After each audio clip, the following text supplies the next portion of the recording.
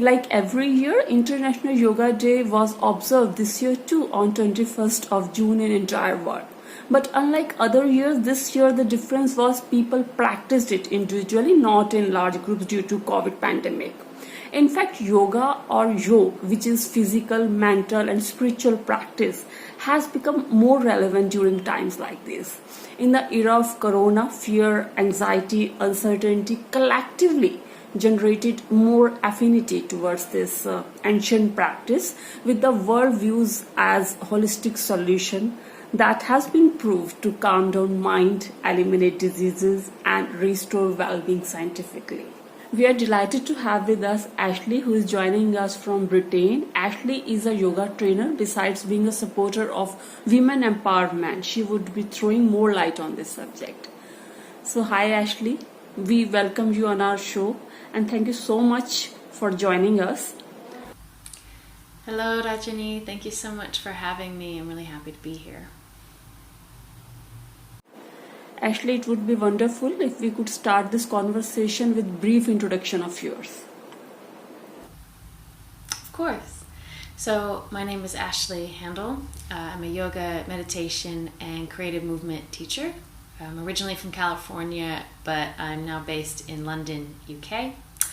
So I grew up a contemporary dancer, which is where my love of movement and expression comes from and was developed. And then I started practicing yoga in college. And initially I was drawn to the physical practice of yoga and the way it made me feel calmer and more centered.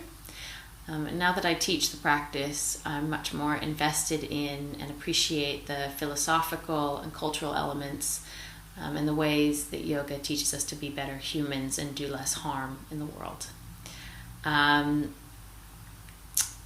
Alongside my weekly private and group yoga classes, I'm developing a course on adaptability, so how to adapt to change and live a more empowered and purposeful and connected life through yoga, meditation, and creative movement.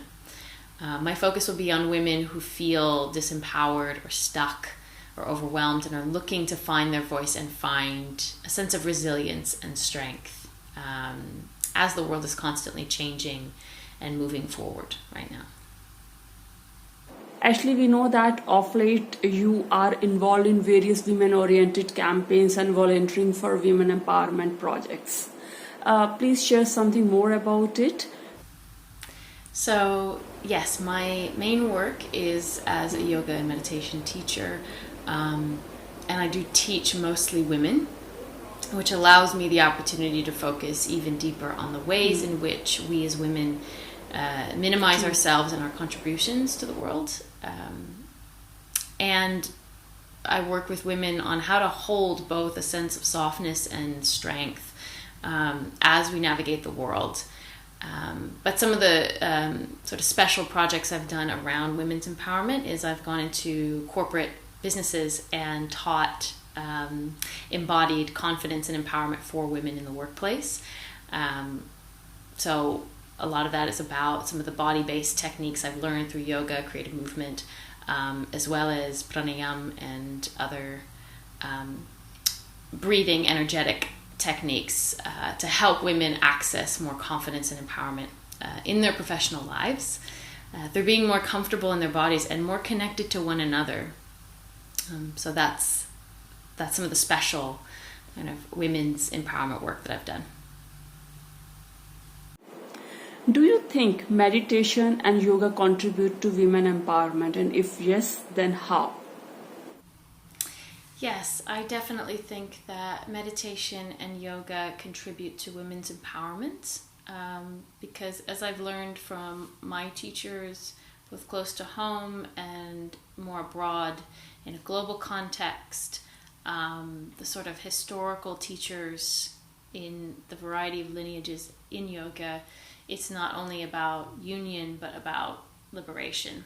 So the practice of yoga contributes to us finding more connection within ourselves, to find more connection with the divine, with spirit, and with one another, to then liberate ourselves and the world from the cycles of suffering. The disenfranchisement and abuse of women globally, especially Black women, Indigenous women, and other women of color, is part of the unnecessary suffering of the world that has occurred because of colonialism and white supremacy. And as more women are collaborating and talking to one another across racial, cultural, and class lines, and using the tools of yoga for our own collective empowerment, the more we're liberating one another. I believe that my role as a white woman is to get centered in myself, so that I can contribute meaningfully to societal needs. And this is not only my belief, but what I have learned and garnered from studying Black women and other women of color, what they are asking of the rest of the world to help sort of make the world a more just and equitable place. So I continue to use the tools that I've learned through yoga and meditation to get centered in myself, to then uplift and to serve and make space for voices of women of color here in the West in particular, and particularly South Asian and Black voices, as their voices are being silenced the most, especially in the yoga world. So some women of color yoga teachers and leaders in the West doing really great work that I think your audience should check out are Tejal Patel and her organization ABCD Yogi, Jaisal Parikh. Tejal and Jaisal have also a podcast called Yoga is Dead. It's very, very good. Susanna Barkataki, she has the Honor Don't Appropriate Yoga Summit and many, many other trainings and tools. Lakshmi Nair of Satya Yoga Collective. Kali Shute, she's based in London. Reena Deshpande, so many other voices as well. And some Black women doing some really great work are Diane Bondi, John L. Lewis, Michelle C. Johnson, Sarah Clark, Brittany Hill, Octavia Rahim, Dr. Gail Parker. So many of these women also really doing incredibly profound and liberatory work.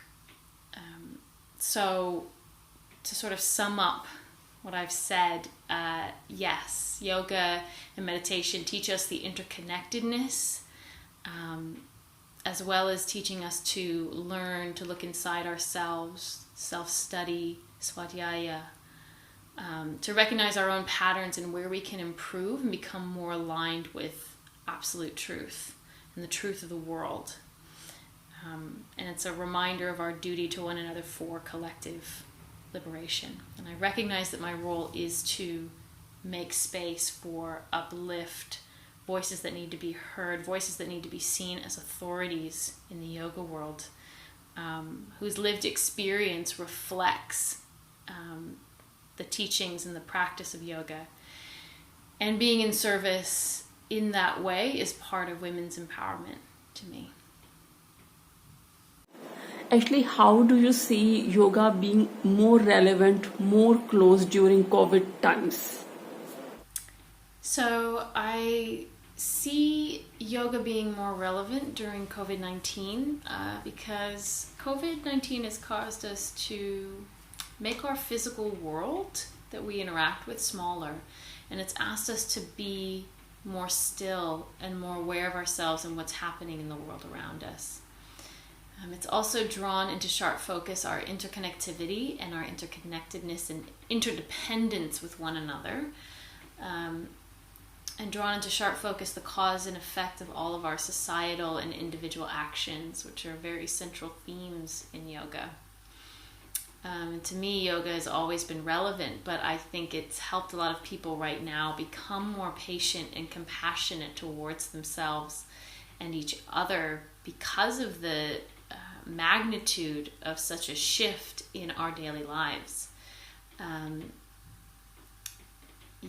to have new tools to navigate that shift with a sense of grace and a sense of purpose, and a sense of groundedness.